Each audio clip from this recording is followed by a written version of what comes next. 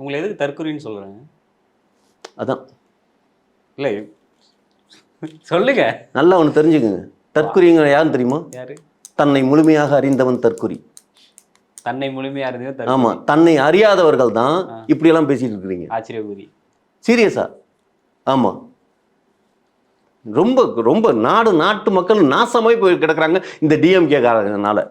சீரியஸா, அவ்வளவு எல்லாம் கடவுள் நம்பிக்கை இல்லாத வரைக்கும் ஒன்றும் கடவுளை மறுபடியும் கொண்டு வர்றாங்க.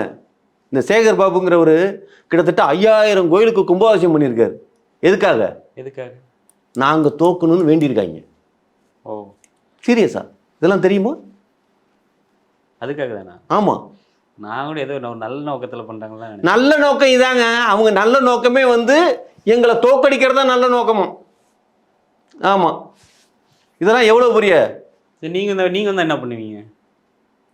ஒரு விஷயம், என்னதான் அவங்க கடவுளை நிற்கிற கோயிலில் அடிச்சிருவீங்களா? கோயில் அடிக்கணுமா? ஆமாம், சேகர் பாபு அது பண்ணார் உங்கள் தோக்கடிக்கிறதுக்காக.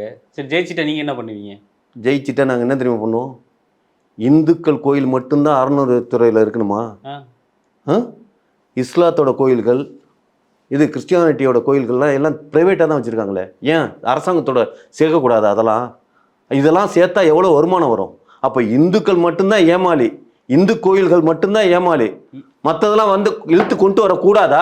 இதெல்லாம் கொண்டு வருவாங்க. எங்கள் தலைவர் அவ்வளோ எங்க தலைவரோட தாட்ஸ் எல்லாம் வேற லெவலுங்க. நான் ஒரு கொஸ்டின் கேட்குறேன். அறநிலையத்துறை எதுக்கு கோயிலெல்லாம் தன்னை கட்டுப்பாட்டுக்குள்ள எடுத்தாங்க? சொல்லுங்க. நீங்க சொல்லுங்க. உட்காந்து ஏமாத்திட்டானுங்களா? ஏன்னா உங்கள மாதிரி என்ன மாதிரி இருக்கிறவோ உள்ள போக முடியாது. அதனால பொது உடைமை ஆக்கின பிறகுதான் எல்லாரும் வாங்க உள்ள போகலாம் அப்படின்றதுக்காக ஒரு கவர்மெண்ட் அது அறநிலையம் எல்லாம் உள்ள எடுத்துக்கிட்டது.